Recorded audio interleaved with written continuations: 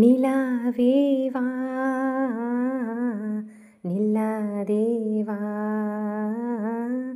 என்னாலும். Hi friends, அனைவருக்கும் ஆடிப்பெருக்கு திருநாள் நல்வாழ்த்துக்கள். ஆடிப்பெருக்கு அன்னைக்கு எடுத்த லஞ்ச் விலாக் தான் நான் அன்றைக்கி ரிலீஸ் பண்ணியிருக்கேன். காலையிலே கொஞ்சமாக கடலைப்பருப்பு வடைக்கி ஊற வச்சுட்டேன். அரைக்க அப்படியே அளவுக்கு துவரம்பருப்பும் அரைக்க அப்படியே அளவுக்கு கடலைப்பருப்பும் சேர்த்து ஊற வச்சுருக்கேன். இந்த மாதிரி ஊற வைக்கும்போது உள்ளே நல்லா சாஃப்டாகவும் வெளியில் நல்லா கிறிஸ்பியாகவும் இருக்கும், நல்லா டேஸ்ட்டாக இருக்கும். அதுக்கப்புறம் ஒரு 50 கிராம் அளவுக்கு ஜவ்வரிசி எடுத்திருக்கேன். சின்ன ஜவ்வரிசி தான் எடுத்திருக்கேன். இது எல்லாத்தையுமே ஊற வச்சிடலாம். நான் காலையிலே எழுந்திரிச்சோடனே ஊற வச்சுட்டேன். இதெல்லாம் நம்ம ஒரு 6 மணி நேரம் போல் நல்லா ஊறினதுன்னா நல்லா வடை மொறுமொறுன்னு நல்லா சாஃப்டாகவும் இருக்கும். அதுக்கப்புறம் இந்த ஜவ்வரிசியில் நம்ம சமைக்கிறதுக்கு தேவையான தண்ணியை ஊற்றிக்கலாம். ஏன்னா அந்த தண்ணியை நம்ம வேஸ்ட் பண்ணாமல் பாயாசம் செஞ்சுக்கலாம். இப்போது சாம்பாருக்கு அரைக்க அப்படியே அளவுக்கு துவரம்பருப்பு சேர்த்து நம்ம 2-3 தடவை கழுவி எடுத்துக்கலாம். கடலைப்பருப்பு தான் போட்டிருக்கேன். 2 தடவை நல்லா கழுவி எடுத்துட்டு அதில் தண்ணி ஊற்றி நம்ம வேக வைக்க வேண்டியதுதான். நான் எப்போவுமே சின்ன அடுப்பில் தான், சின்ன பர்னரில் தான் வைப்பேன். அப்போ தான் நல்லா குழைவாக வெந்து வரும். அது கூடவே கொஞ்சமாக மஞ்சள் தூள், அதுக்கப்புறம் கொஞ்சமாக பெருங்காயம், கொஞ்சமாக அது முழுகிற அளவுக்கு தண்ணி வச்சா போதும். இப்போது நல்லா கேஸ்கெட்லாம் கழுவிட்டு குக்கரை மூடி போட்டு மூடிடலாம். இப்போது அந்த அரிசி நம்ம சாமிக்கு படைப்போம் இல்லையா, அதுக்கு நான் அரைக்க அப்படியே அளவுக்கு பச்சை அரிசியும் ஒரு கைப்பிடி அளவுக்கு நல்லா பெருக்க பச்சை பயிறு எடுத்துருக்கேன். இது அப்படியே எண்ணெய் சட்டியில் சேர்த்துட்டு நல்லா வறுத்து எடுத்துக்கலாம். இதில் எள்ளு கூட சில பேர் சேர்த்து செய்வாங்க, அது மாதிரியும் செய்யலாம் நம்மளுக்கு பிரியப்பட்டால். இது நல்லா இந்த பைத்தம்பருப்பு நல்லா செவக்க வறுத்துக்கலாம். இது நல்லா செவந்து வந்ததுக்கப்புறம் நம்ம இந்த பச்சரிசி நம்ம வச்சுருந்தோம் இல்லையா, அது கூட இது சேர்த்து கழுவிக்க வேண்டியதான்.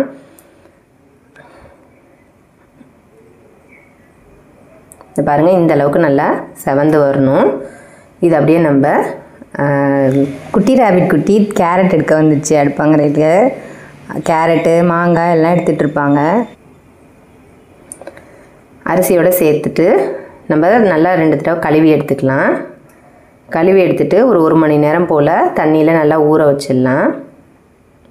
அதுக்குள்ளே குக்கரில் கேஸ் வந்துருச்சு, அதில் வெயிட் போட்டுடலாம். 1 மணி நேரம் நல்லா ஊறினா தான் நல்லா சாஃப்டாக இருக்கும். இப்போ குழம்புக்கு புளி ஊற வச்சிடலாம். குழம்புக்கும் ரசத்துக்கும் ஒரு எலுமிச்சம்பழம் அளவுக்கு அதுக்கு குழம்புக்கு புளியும், அதுக்கப்புறம் ஒரு நாட்டு நெல்லிக்காய் சைஸ் அளவுக்கு ரசத்துக்கு புளியும் ஊற வச்சிடலாம். இதுக்கு 1 டேபிள் ஸ்பூன், இதுக்கு ஒரு அரை டேபிள் ஸ்பூன் அளவுக்கு உப்பு சேர்த்து கொஞ்சமாக தண்ணி ஊற்றி ஊற வச்சிடலாம். ரசம் நம்ம கொஞ்சமாக செய்ய போகிறதுனால கொஞ்சமாக தான் ஊற வச்சுருக்கேன். இப்போ ஒரு விசில் ஹையில் வச்சு வந்துருச்சு. மீதியை ஒரு 5 விசிலை சிம்மில் வச்சு நம்ம எடுத்தோம்னா நல்லா குக்கரில் குழைவாக வெந்து வந்துடும் பருப்பெல்லாம்.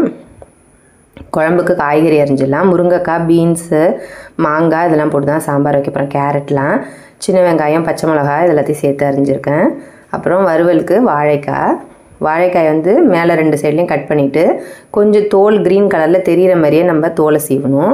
ரொம்ப தோலெல்லாம் எடுத்துட்டோம்னா நம்மளுக்கு அதில் நம்ம தோசைக்கல்லேருந்து பிரட்டி எடுக்கும் போதெல்லாம் உடையிற மாதிரி வரும். வடைக்கு தேங்காய் துருவுறது எல்லாமே ரெடி பண்ணி வச்சுக்கிட்டேன். இப்போ பாயசத்துக்கு ஒரு 1/4 லிட்டர் அளவுக்கு பால் எடுத்து ஃபஸ்ட்டு காய்ச்சிக்கலாம். காய்ச்சி நல்லா பொங்குனதுக்கப்புறம் அதை டம்ளரில் எடுத்துகிட்டு அதே பாத்திரத்துலேயே நம்ம பாயசம் செஞ்சுக்கலாம். பால் கொஞ்சம் நிறையா நம்ம ஊற்றி நம்ம பாயசம் செய்யும்போது நல்லா டேஸ்ட்டாக இருக்கும் நம்மளுக்கு. குழம்புக்கெல்லாம் புளி ஊறிடுச்சு. குழம்புக்கு ரசத்துக்கெல்லாம் புளி கரைச்சி எடுத்துக்கலாம். புளி வடிகட்டியில் வடிகட்டி எடுத்துக்கிறேன். அப்போ தான் கொஞ்சம் ஈஸியாக வடிகட்டிக்கலாம். 2-3 தடவையோடய வடிகட்டுறது முடிஞ்சிடும். இப்போ நல்லா பருப்பு சூப்பராக வெந்து வந்துருச்சு. நல்லா கரண்டி வச்சு நல்லா கடைஞ்சி விட்டுக்கலாம். அப்போ தான் நம்மளுக்கு ஒன்று சேர்ந்த மாதிரி இருக்கும் குழம்பு. நல்லா கடைஞ்சி நல்லா பாருங்கள், நல்லா கடைஞ்சி எடுத்தாச்சு. இப்போது அது நம்ம குழம்புக்கு எல்லாம் சேர்த்துக்கலாம். நம்ம கரைச்சி வச்ச புளி அது கூட சேர்த்துட்டு மிளகாத்தூள் போட்டு ஃபஸ்ட்டு நல்லா கொதிக்க விட்டுடலாம். நம்ம குக்கரில் வச்சோம், டேரெக்டாக மூடி போட்டு விசில் வச்சோம் அப்படின்னா நம்ம குழம்பு புளி, மிளகாத்தூள், காய்கறி எல்லாத்தையுமே ஒன்றாவே போட்டு விசில் விட்டுருவோம். அதை விட நம்ம இந்த மாதிரி ஃபஸ்ட்டு புளியையும் மிளகாத்தூள் இந்த பருப்பு இது எல்லாத்தையும் ஃபஸ்ட்டு நம்ம கலந்து விட்டு நம்ம கொதிக்க வச்சதுக்கப்புறம் கொதி வந்ததுக்கப்புறம் நம்ம காய்கறி போட்டு வேக வச்சோம்னா அதுக்கு ஒரு தனி வாசனை மனம் தான் இருக்கும். நம்ம ஒருத்தருக்கும் ஒரு கைப்பக்குவம் இருக்கும், ஒரு மாதிரி பக்குவமாக நம்ம செய்வோம். அதனால தான் ஒருத்தர் செய்யும் போதும் ஒரு டிஃப்ரெண்ட் டேஸ்ட்டில் இருக்குது. இப்போ புளி வந்து ரசத்துக்கும் கரைச்சி எடுத்துக்கலாம். ஒரு தக்காளி, 1 டேபிள் ஸ்பூன் அளவுக்கு சீரகம், ஒரு 3/4 டேபிள் ஸ்பூன் அளவுக்கு மிளகு, கொஞ்சமாக ஒரு 1 டீஸ்பூன் இல்லைன்னா 1.5 டீஸ்பூன் அளவுக்கு மல்லி விதைகள் எடுத்துக்கலாம். அதுக்கப்புறம் ஒரு பச்சை மிளகாய், ஒரு 5-6 பூண்டு பல், அதுக்கப்புறம் கொஞ்சமாக ஒரே ஒரு கொத்து கருவேப்பிலையும் ரொம்ப கொஞ்சமாக கொத்தமல்லியும் அதையும் சேர்த்துட்டு மிக்சர் ஜாரில் ஒரு பல்ஸ் மோடு கொடுத்து எடுத்துக்கலாம். ஒரு 2-3 தடவை பல்ஸ் மோடு கொடுத்தோம்னா நல்லா கொரப்பாக அரைச்சி எடுத்துக்கலாம். அதை ரொம்ப நைஸாக அரைச்சிடக்கூடாது, லேசாக பல்ஸ் மோடில் கொடுத்து லைட்டாக அரைச்சிக்கணும். பாருங்கள் இந்தளவுக்கு கொரப்பாக இருக்குன்னு. ரசம் நம்ம கொஞ்சமாக தான் புளி சேர்த்து நம்ம செஞ்சுருக்கோம், அதனால் ரொம்ப தண்ணி சேர்த்துட வேண்டாம். ரொம்ப கொஞ்சமாக நம்ம வச்சாலே போதும். ஏன்னா அந்தளவுக்கு தான் அதில் புளி இருக்கும். ரொம்ப நிறையா நம்ம தண்ணி சேர்த்துட்டோம் அப்படின்னா நம்மளுக்கு ரொம்ப டேஸ்ட்லெஸ்ஸாக ஆகிடும். அதனால் ரொம்ப கொஞ்சமாக பார்த்துக்கிட்டு தேவையான அளவு தண்ணி சேர்த்து நம்ம கலந்துக்கலாம். இப்போ நல்லா குழம்பு கொதி வந்துருச்சு. அப்படியே சிம் பண்ணிவிட்டு மாங்காய் மட்டும் விட்டுட்டு மீதி சின்ன வெங்காயம், முருங்கைக்காய், பீன்ஸு, கேரட்டு, பச்சை மிளகாய் இது எல்லாத்தையும் மட்டும் அது கூட சேர்த்துக்கிறேன். சேர்த்துட்டு நல்லா கலந்து விட்டுட்டு அது ஒரு 3/4 வாசி பதம் வேகட்டும். ஃபுல்லாக வேக வேண்டாம், 3/4 வாசி பதம் வெந்ததுக்கப்புறம் நம்ம மாங்காய் சேர்த்துக்கலாம். நல்லா அந்த முருங்கைக்காய் அதெல்லாம் போட்டு நம்ம செய்யும் போதே அதுக்கு தனி வாசனை தான் குழம்புக்கு. இப்போது நம்ம வாழைக்காய் வறுவலுக்கு நம்ம மசாலா ரெடி பண்ணிடலாம். ஒரு 5-6 பல் பூண்டு, அதுக்கப்புறம் 1 டேபிள் ஸ்பூன் அளவுக்கு சோம்பு, ஒரு 1/2 டேபிள் ஸ்பூன் அளவுக்கு கல்லுப்பு, 2 டேபிள் ஸ்பூன் அளவுக்கு தேங்காய் இதெல்லாத்தையும் சேர்த்து ஃபஸ்ட்டு கொரப்பாக அரைச்சிட்டு அதுக்கப்புறம் தண்ணி சேர்த்து நல்லா நைஸாக அரைச்சிக்கலாம். அரைச்சிட்டு ஒரு பாத்திரத்தில் அதை ஊற்றிட்டு வேணுங்கிற அளவுக்கு தண்ணியும் சேர்த்து நம்ம ஊற்றிக்கலாம் அதிலையே. இப்போ நம்ம அரிஞ்சு வச்சுருக்க வாழைக்காயும் அது கூட சேர்த்துக்கலாம். வாழைக்காய் அரிஞ்சு தண்ணியிலே தான் போட்டு வைக்கணும் நம்ம அது சமைக்கிற வரைக்கும், ஏன்னா அது கருத்து போயிடும் இல்லைன்னா. இது எல்லாத்தையும் சேர்த்துட்டு ஒரு 1 டேபிள் ஸ்பூன் அளவுக்கு குழம்பு மிளகாய் தூள் சேர்த்துக்கிறேன். சேர்த்துட்டு நல்லா கலந்து அது பாட்டுக்கே ஊறிட்டுருக்கட்டும். ஊற வச்சுட்டு நம்ம வறுத்தாலும் நல்லா தான் இருக்கும், ஊற வைக்காமல் அப்படியே நம்ம தோசைக்கல்லில் போட்டு வறுத்தாலும் அதுவும் நல்லா தான் இருக்கும். இப்போ கொஞ்சமாக இந்த குழம்புக்கு தேங்காயை அரைச்சி எடுத்துக்கிறேன். இப்போது நம்ம குழம்போட காய்கறி சேர்த்துருந்தோம் இல்லையா, அது ஒரு 3/4 வாசி பதம் நல்லா வெந்து வந்துருச்சு. இப்போது நம்ம வெட்டி வச்சுருக்க மாங்காயும் அது கூட சேர்த்துக்கலாம். மாங்காய் வந்து ரொம்ப குழையிற அளவுக்கு நம்ம வேக வச்சிடக்கூடாது, ஓரளவுக்கு ஒரு பாதி வேக்காடு வெந்தாலே போதும். அப்புறம் அந்த ஹீட்லேயே இருக்கும்போதே நம்மளுக்கு இன்னும் கொஞ்சம் நல்லா வெந்து வந்துடும். இப்போ பால் நல்லா காஞ்சதுக்கப்புறம் நம்ம அதை ஒரு டம்ளரில் எடுத்து வச்சுட்டு நம்ம பாயாசத்துக்கு ரெடி பண்ணிடலாம். கொஞ்சமாக தண்ணி ஊற்றி அது கொதிக்க வைக்கலாம். இப்போது நம்ம ரசத்துக்கு கொஞ்சமாக மஞ்சள் தூள், அதுக்கப்புறம் பெருங்காயத்தூளையும் சேர்த்துட்டு நம்ம எல்லாத்தையும் ரெடி பண்ணி வச்சுருந்தோம்னா குழம்பு இறக்கிட்டு அதிலேயே அதை போட்டுடலாம். இப்போ நம்ம தண்ணி கொதிச்சிருச்சு, அதில் நம்ம ஊற வச்சுருந்த ஜவ்வரிசியை தண்ணியோடையே சேர்த்துக்கலாம். அதுக்கப்புறம் அந்த பாயாசத்துக்கு சேமியாவும் 1 கப் அளவுக்கு சேர்த்துருக்கேன். சேர்த்துட்டு நல்லா கலந்து விட்டுக்கலாம். தண்ணி பத்தாத மாதிரி இருக்கிறதுனால கொஞ்சமாக தண்ணி இன்னும் கொஞ்சோண்டு சேர்த்துக்கிறேன். நம்ம ஜவ்வரிசியை முன்னாடியே வேக வச்சு அதுக்கப்புறம் நான் பாயசம் சேமியா சேர்ப்பேன். அப்போ ஜவ்வரிசி வந்து கொஞ்சம் குழஞ்ச மாதிரி ஆகிடும், ஏன்னா அது சின்ன ஜவ்வரிசியாக இருக்கிறதுனால. அதனால் இது ரெண்டுத்தையுமே நான் இப்போ சேர்த்தே நான் வேக வைக்கிறேன். ஒரே நேரத்தில் வெந்து வரும்போது ரெண்டுமே கரெக்டாக வெந்தும் வரும், நம்மளுக்கு ஜவ்வரிசி குழையாமல் நல்லா தெரியும். இப்போ பாருங்கள் நல்லா வெந்து வந்திருக்கு குழையாமல். மாங்காவும் நம்ம வெளில எடுத்துட்டு ரசத்தை அதிலே சேர்த்துடலாம். இப்போ நம்ம அரைச்சி வச்சுருக்க தேங்காயை குழம்புக்கு சேர்த்துக்கலாம். சேர்த்துட்டு கொஞ்சமாக மிக்ஸி அலசி அந்த தண்ணியை அது கூட சேர்த்துக்கலாம்.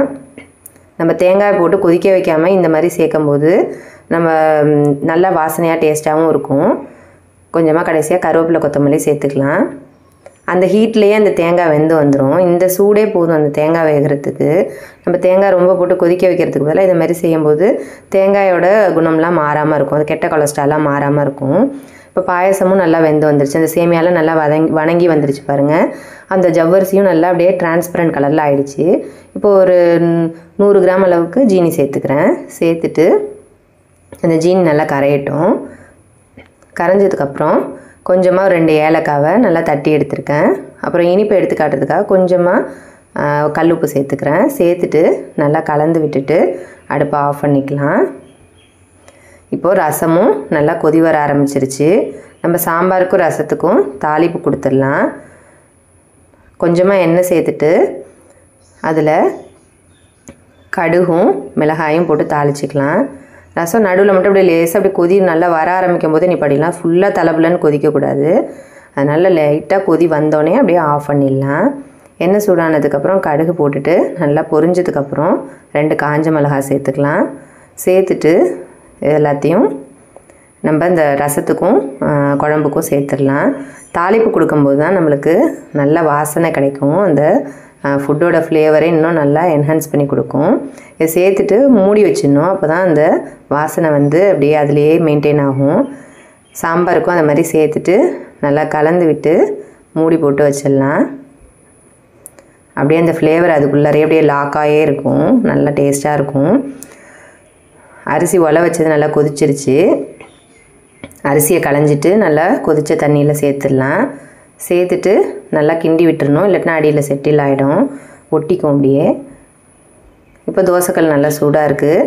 நம்ம அரிஞ்சு மேரினேட் பண்ணி வச்சுருக்க வாழைக்காயை கொஞ்சமாக 2 பேட்சாக போட்டுக்கிறேன். அதனால் கொஞ்சம் தண்ணியும் கொஞ்சம் வாழைக்காயும் இந்த பேட்சுக்கு யூஸ் பண்ணிவிட்டு இன்னொரு தடவை போடும்போது மீதி இருக்கிற தண்ணியும் வாழைக்காயும் சேர்த்து போட்டு பொரிச்சிக்கலாம்.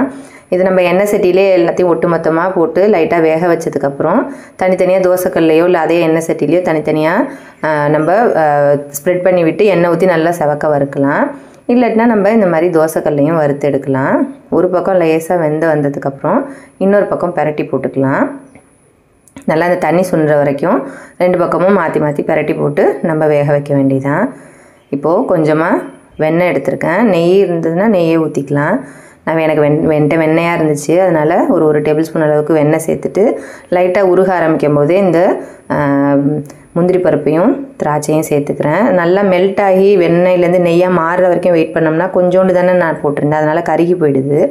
அதனால் அது லேசாக உருக ஆரம்பிக்கும் போதே நான் அதை சேர்த்துக்கிறேன். இப்போ வாழைக்காயில் நல்லா தண்ணியெல்லாம் சுண்டி வந்துடுச்சு. நம்ம இந்த பக்கம் நல்லா திருப்பி போட்டுற வேண்டியதான். கொஞ்சம் சிம்லேயே வச்சு வறுத்தா தான் நம்மளுக்கு நல்லா ரோஸ்ட் ஆகி வரும். நெய்யில் வறுத்த முந்திரியும் திராட்சையும் நல்லா வறுபட்டோன்னா அது கூட பாயசத்து கூட சேர்த்துட்டு நல்லா கலந்துடலாம். இப்போ இந்த வாழைக்காய் வறுவலில் நல்லா தண்ணியெல்லாம் சுண்டிடுச்சு. அதில் கொஞ்சமாக நல்லா சுற்றிடும். எல்லாத்துலேயும் எண்ணெய் ஊற்றிட்டு நம்ம அதை 2 பக்கமும் திருப்பி போட்டு வறுக்கணும் நல்லா ரோஸ்ட் ஆகிற வரைக்கும். நம்ம வடைக்கு ஊற வச்சுருந்தது ரெடி ஆகிடுச்சு. ஊறி ரெடி ஆகிட்டு நம்ம கடைசியாக தான் எப்போவுமே வடை அப்பளம்லாம் போடுவோம். ஏன்னா அப்போ தான் நல்லா கிறிஸ்பியாக இருக்கும். அதனால் கடைசியாக தான் அந்த வேலையை வச்சுக்கிறது. அதுக்காக ஒரு பெரிய துண்டு இஞ்சி, ஒரு பச்சை மிளகாய் சேர்த்துக்கிறேன். அதுக்கப்புறம் 1 டேபிள் ஸ்பூன் அளவுக்கு சோம்பு சேர்த்துக்கிறேன். அப்புறம் ஒரு 1/2 டேபிள் ஸ்பூன் அளவுக்கு உப்பு சேர்த்துக்கிறேன். உங்கள் சுவைக்கேற்ப நீங்கள் கூட குறைச்சி சேர்த்துக்கலாம். சேர்த்துட்டு ஃபஸ்ட்டு அரைச்சிக்கலாம் ஒரு தடவை. அதுக்கப்புறம் நம்ம ஊற வச்சுருந்த கடலைப்பருப்பு துவரம்பருப்பு அதுக்குள்ளே சேர்த்துட்டு நம்ம தண்ணி இல்லாமல் சேர்த்துக்கணும். தண்ணியோடு சேர்த்துட்டோம்னா குழப்பலான்னு இருக்கும், வடை போட்டு எடுக்க முடியாது. பல்ஸ் மோடில் ஃபஸ்ட்டு அரைச்சிட்டு அதுக்கப்புறம் நம்ம கையால் வலிச்சு விட்டோ நம்ம கொஞ்சம் லேஸ் குறப்பாக அரைச்சிக்கலாம். ரொம்ப நைஸாக அரைச்சிடக்கூடாது, அப்புறம் அழுத்தமாகிடுற மாதிரி ஆகிடும். பாருங்கள், வாழைக்காய் வறுவல் சூப்பராக ரெடி ஆகிட்டுருக்கு. இப்போ ஒரு செட்டு அரைச்சாச்சு. நம்ம வடைக்கு வாழைக்காயும் 2 பக்கமும் நல்லா ரோஸ்ட் ஆகி ரெடி ஆகிடுச்சு. அதையும் வெளியில் எடுத்து வச்சிடலாம். மீதி இருக்கிற இன்னொரு பேட்சையும் அது கூட சேர்த்துக்கலாம். தண்ணியெல்லாம் சேர்த்துட்டு அந்த வாழைக்காயும் அது கூட சேர்த்துக்கலாம். நான் கொஞ்சமாக கருவேப்பிலையும் சேர்த்து வேக வச்சுக்கிறேன். கொஞ்சம் கருவேப்பிலையெல்லாம் பிச்சு போட்டு நம்ம 2 பேட்ச்லேயும் தனித்தனியாக கருவேப்பிலையை 2த்துக்குமே வேக வச்சு செய்கிறதுனால செய்யலாம். இல்லை ஒரு இதில் போட்டதுக்கப்புறம் எல்லாத்தையும் கடைசியாக சேர்ந்து நம்ம மிக்ஸ் பண்ணும்போது அந்த ஃப்ளேவர் எல்லாத்துக்கும் கிடச்சிரும் நம்மளுக்கு. இதிலே கூட நம்ம கொஞ்சமாக வெங்காயம் வேணால் வதக்கி கருவேப்பிலையும் வதக்கி கடைசியாக எல்லாத்து மேலேயும் சேர்க்கறதுனால சேர்க்கலாம். அதுவும் தனி வாசனையாக நல்லா டேஸ்ட்டாக இருக்கும். இப்போ அதை நம்ம வடக்கி மிக்சியில் அரைச்சதை ஒரு பாத்திரத்தில் மாற்றிக்கலாம். மீதி இன்னொரு செட்டு இருக்குது, அதையும் ஒரு பேட்சாக போட்டு எல்லாத்தையும் சேர்த்து அரைச்சிக்கலாம். முள்வேலியோ முல்லை பூ சொல்லு கொஞ்சம் சொல்லு, அம்மாடியோ நீதான் இன்னும் சிறு பிள்ளை. பாருங்கள், இந்த மாதிரி கொஞ்சம் 1-2 கடலப்பருப்பு தென்பட்டாலும் பரவாயில்ல. இந்த மாதிரி கொஞ்சம் லேஸ் கொரப்பாக அரைச்சி எடுத்துக்கலாம். சாதம் வெந்துருச்சு, கொஞ்சம் நிறுத்தி வடிக்கணும். அப்படியே லேசாக வடிஞ்சதுக்கப்புறம் நம்ம சாய்ச்சோம்னா சைடில் வலியாது, நம்ம கையிலலாம் ஊற்றாது. பாயசமும் கொஞ்சம் ஆறி இருக்குது. அதுக்கப்புறம் நம்ம காய்ச்சி வச்சுருந்த பாலை சேர்த்துக்கலாம். ரொம்ப சுட சுட இருக்கும்போது சேர்க்காம கொஞ்சம் பாயசம் வெதுன்னு வந்ததுக்கப்புறம் நம்ம சேர்த்துட்டு நல்லா கலந்துக்கலாம். இது ஆறுனதுக்கப்புறம் கெட்டியாகும். நம்ம சாயந்தரமோ இல்லை எக்ஸ்ட்ரா மீதி இருந்தது அப்படின்னா கொஞ்சம் கெட்டியாகிடுச்சுன்னா நம்ம கொஞ்சம் பால் கலந்து காய்ச்சின பால் அது கூட சேர்த்து கொஞ்சம் ஜீனி சேர்த்து சாப்பிடும்போது நல்லா டேஸ்ட்டாக இருக்கும். நான்லாம் சின்ன பிள்ளையாக இருக்கும்போது கிராமத்தில் இருந்தோம். அப்போது ஆடிப்பெருக்குக்கு ஆற்றுக்கு போய் சாமி கும்பிடுவோம். நல்லா சூப்பராக இருக்கும். ஃப்ரெண்ட்ஸ் எல்லாம் சேர்ந்து வந்துடுவாங்க. எல்லாருமே ஜாலியாக இருக்கும். நிறைய பேர் இருப்பாங்க. வீட்டிலேருந்து பழங்கள், அந்த அரிசி ஊற வச்சது, மஞ்சள் கயிறு இது எல்லாத்தையும் சேர்த்து எடுத்துகிட்டு வந்துடுவாங்க. அப்புறம் அது எல்லாத்தையும் நடுவில் வச்சு பிள்ளையாரெலாம் பிடிச்சி வச்சு அது சுற்றி வந்து கும்மிலாம் அடித்து பாட்டெலாம் பாடுவாங்க பெரிய பெரிய அக்காலாம். அப்புறம் ஒரு பெரிய மரம் ஒன்று இருக்கும். அந்த மரத்தை சுற்றி அப்படியே மஞ்சள் கயிறை வச்சு கட்டிகிட்டே வருவாங்க. அதெல்லாம் முடிஞ்சதுக்கப்புறம் எல்லோரும் ஒருத்தர் கழுத்தில் இன்னொருத்தர் சுற்றி வரும்போதே அப்படியே ஒருத்தருக்கும் மஞ்சள் கயிறுலாம் கட்டி விடுவாங்க. நல்லா சூப்பராக ஜாலியாக இருக்கும். அப்புறம் அதை தண்ணியிலலாம் கரைச்சி விடுவாங்க. அந்த பிள்ளையாரெல்லாம் நல்லா சூப்பராக ஜாலியாக இருக்கும். என்ஜாய் பண்ண முடியும். உங்களில் யாருக்காவது இந்த மாதிரி சின்ன பிள்ளை மெமரிஸ்லாம் இருக்கான்னு சொல்லுங்கள். ஆடிப்பெருக்குக்கு நீங்களும் குளத்துக்குலாம் போவீங்களா என்னங்கிறத மறக்காமல் நம்ம கமெண்ட்ஸில் சொல்லுங்கள். யாரெல்லாம் மிஸ் பண்ணுறீங்கிறதையும் சொல்லுங்கள். அப்படியே இந்த வேலையெல்லாம் செஞ்சுட்டு இருக்கும்போதே சாமி கும்பிட்றதுக்கும் அப்படியே ரெடி பண்ணிகிட்டே இருந்தேன். கொஞ்சமாக மஞ்சள் கரைச்சிட்டு நம்ம அந்த கயிறு மஞ்சள் கயிறு கட்டுவோம் இல்லையா, அதுக்கு அந்த காதால கருவமணின்னு சொல்லுவாங்க. அது அப்படியே ஒரு செட்டு மாதிரி விற்கும். அதை அப்படியே வாங்கிட்டு வந்தாச்சு. அதுலேயே நூல் இருந்துச்சு. அதை நம்ம வேணுங்கிற அளவுக்கு கொஞ்சமாக மஞ்சள் தடவி வச்சுக்கிட்டாச்சு. உங்கள் ஊர்லெலாம் என்ன ஸ்பெஷலாக நீங்கள் செய்வீங்க ஆடிப்பெருக்கு அன்னைக்கு? உங்கள் வீட்டில் எப்படிலாம் சாமி கும்பிடுவீங்க? வேறு என்னென்னலாம் புதுசாக செய்வீங்க அப்படிங்கிறத கமெண்ட்ஸ்லலாம் எனக்கு ஷேர் பண்ணுங்கள். நானும் தெரிஞ்சுக்கிறேன். இப்போ வாழைக்காயெல்லாம் ரெடி ஆகிடுச்சு. அப்படியே ஒன்றா எல்லாத்தையும் போட்டு அப்படியே மிக்ஸ் பண்ணி வச்சாச்சு. சாமி கும்பிட்றதுக்கு தேவையான பழங்கள் பேரிக்காய், மாம்பழம், கொய்யாப்பழம், ஆப்பிள், விளாம்பழம் இதெல்லாத்தையும் சேர்த்து அலசி எடுத்துக்கலாம். இப்போது நம்மளுக்கு இந்த பச்சரிசி ஊற வச்சு 1 மணி நேரத்துக்கு மேலே ஆகிடுச்சு. பச்சரிசியும் அந்த பைத்தம்பருப்பும் நல்லா தண்ணியெல்லாம் இருத்துட்டு ஒரு வெல்லம் போல் இடிச்சுக்கிட்டேன். அதுக்கப்புறம் 2 ஏலக்காய் இதெல்லாத்தையும் சேர்த்து நல்லா கலந்து வச்சிடலாம். இதை நம்ம சாமி கும்பிட்டுட்டு மீதி இருக்கும். நம்மளால் ஃபுல்லாக ராவாக சாப்பிட முடியாது. நான் அப்படியே அரைச்சி நைட்டோ இல்லை மறுநாள் காலையில் ஃப்ரிட்ஜில் வச்சுட்டு தோசையாக அரைச்சி ஊற்றிக்குவோம். வேஸ்ட் ஆகாமல் இருக்கும். இல்லைன்னா அந்த மாவில் வந்து அப்படியே ப்ளெயினாக ஊற்றும் போது நம்மளுக்கு எடுக்க வராது. அதனால் கொஞ்சமாக நம்ம வந்து தோசை மாவில் கலந்து ஊற்றும் போது நல்லா எடுக்க வரும். நெய்யோ இல்லை எண்ணெயோ ஊற்றி எடுத்துக்கலாம். போன தடவை நான் தமிழ் புத்தாண்டு அன்னைக்கு விலாக் போட்டிருந்தப்ப ஒரு சப்ஸ்கிரைபர் நம்ம ஃப்ரெண்டு கேட்டிருந்தாங்க, கிருஷ்ணர் வந்து நம்ம சாமி ரூமில் வைக்கலாமா அப்படின்னு சொல்லிட்டு. நான் ஒருத்தவங்கள்ட்ட கேட்டேன், அது வந்து வைக்கலாமா, ரொம்ப மேல் டாப்பில் வைக்காமல் நம்மளுக்கு கடைசி தட்டு இருக்கு இல்லையா, நம்ம எந்த சாமி ஷெல்ஃப் உள்ளரே கடைசி தட்டு வச்சுருக்கோம் இல்லையா, அந்த இடத்துல நம்ம வந்து கிருஷ்ணர் இது வச்சுக்கலாம் அப்படின்னு சொன்னாங்க. ஏன்னா கிருஷ்ணருங்கிறது வந்து குழந்தை மாதிரி, குழந்தை வந்து தவழும் இல்லையா, அதனால் அது வந்து டாப்பில் வைக்காமல் நம்ம கீழே வைக்கும்போது கிருஷ்ணர் வந்து விழுந்துட மாட்டார் அப்படிங்கிற மாதிரி சொன்னாங்க. அதனால் நான் வந்து கீழ் ஷெல்ஃபில் வச்சுருக்கேன். எப்போவுமே அது கீழ் ஷெல்ஃப் தான் இருந்துச்சு. அதை அப்படியே அதிலேயே வச்சுக்கிட்டேன். ஏன்னா ஒருத்தவங்க கேட்டாங்க. அதனால் இப்போ வடைக்கு மாவு அரைச்சாச்சு. அதை அப்படியே நம்ம சுட்டு எடுத்துட வேண்டியதான். அதில் கொஞ்சமாக சின்ன வெங்காயம், கருவேப்பிலை, கொத்தமல்லி இதெல்லாத்தையும் சேர்த்துட்டு நல்லா கடந்து வடை சுட்டுற வேண்டியதான். அதிலே அப்பளமும் பொரிச்சிக்கலாம். இந்த 2 வேலை மட்டும் தான் கடைசியாக வச்சுக்குவோம். டக்குன்னு அப்படியே சூடாக செஞ்சுட்டு அப்படியே நம்ம சாமி கும்பிட போயிடலாம். ஒரு செட் எடுத்துகிட்டு மீதியை வந்து சாப்பிடும்போது போட்டுக்கலாம் அப்படின்னு சொல்லிட்டு இதை மட்டும் இப்போ ஒரு செட் மட்டும் போட்டு பொரித்து எடுத்துக்கிட்டாச்சு. நல்லா எண்ணெய் சூடானதுக்கப்புறம் கொஞ்சம் மீடியம் ஃப்ளேமில் வச்சுட்டு நம்ம வடையெல்லாம் அப்படியே தட்டி தட்டி போட்டுற வேண்டியதான். அதில் எவ்வளோ கொள்ளுமோ அந்தளவுக்கு மட்டும் போட்டுரும். ரொம்ப நிறையா போட்டால் வேக லேட் ஆகும், நம்மளுக்கு வெந்து வரதுக்கு இடமும் இருக்காது. அதனால் எவ்வளோ அதில் கொள்ளுதோ அந்தளவுக்கு மட்டும் போட்டுட்டு கொஞ்சம் இது நின்று தான் வேகும், ரொம்ப டக்குன்னு ரெடி ஆகிடாது. அதனால் ஒரு பக்கம் அப்படியே திருப்பி போட்டு நம்ம அது நல்லா சலசலப்பு அடங்குற வரைக்கும் நம்ம திருப்பி போட்டு 2 பக்கமும் வேக வச்சு எடுக்க வேண்டியதான். நல்லா கோல்டன் கலரில் ஆயிடுச்சு. நம்ம அதை அப்படியே வெளியில் எடுத்துடலாம். எடுத்துட்டு அப்பளம் நம்ம பொரித்து எடுத்துக்கலாம். வேணுங்கிற அப்பளத்தை அப்படியே அந்த எண்ணெயிலே அப்படியே பொரித்து எடுத்துக்கிட்டாச்சு. அப்பளம் சாதத்துக்கு மட்டும் தொட்டுக்க இல்லாமல் நம்ம பாயசத்தை அதில் சேர்த்துட்டு கலந்து சாப்பிடும்போது அது அப்படியே நொறுக்கி போட்டு சாப்பிடும்போது அவ்வளோ சூப்பராக இருக்கும், நல்லா டேஸ்ட்டாக இருக்கும். இதோ நம்ம சூப்பரான வெரைட்டியான நம்ம ஆடிப்பெருக்கு லஞ்ச் மெனு ரெடி ஆகிடுச்சு. நம்மளோட லஞ்ச் ப்ரிப்பரேஷன் விலாக் உங்களுக்கு ரொம்ப பிடிச்சிருந்ததுன்னா நம்ம சேனலை மறக்காமல் சப்ஸ்கிரைப் பண்ணிக்கோங்க. உங்கள் ஃப்ரெண்ட்ஸ் அண்ட் ஃபேமிலிக்கு ஷேர் பண்ணிக்கோங்க. மறக்காமல் கமெண்ட்ஸ் பண்ணுங்கள். தாங்காதம்மா நெஞ்சம் நீயும் சொன்ன சொல்லை, பூந்தேனே நீதானே சொல்லில் வைத்தாய் முல்லை, நிலாவேவா நில்லாதேவா என்னாலும் பொன்வானம் நான், என்னை நீதான் பிரிந்தாலும் நினைவாளே அணைப்பேனே, நிலாவேவா நில்லாதேவா என்னாலும் பொன்வானம் நான். அப்படியே சாமியெல்லாம் கும்பிட்டுட்டு காக்காய்க்கெலாம் சாதம் வச்சுட்டு நம்ம படைச்ச கயிறெல்லாம் எல்லோரும் கழுத்துலலாம் கட்டியாச்சு. கையிலையும் கயிறு வேணுங்கிறவங்களுக்கெல்லாம் கையிலையும் கட்டி விட்டாச்சு. ஓகே ஃப்ரெண்ட்ஸ், இந்த ஆடிப்பெருக்கு விலாக் உங்களுக்கு ரொம்ப பிடிச்சிருக்குன்னு நினைக்கிறேன். மீண்டும் இன்னொரு சூப்பரான விலாகில் உங்களை மீட் பண்ணுறேன். தேங்க்யூ ஃப்ரெண்ட்ஸ், பாய்.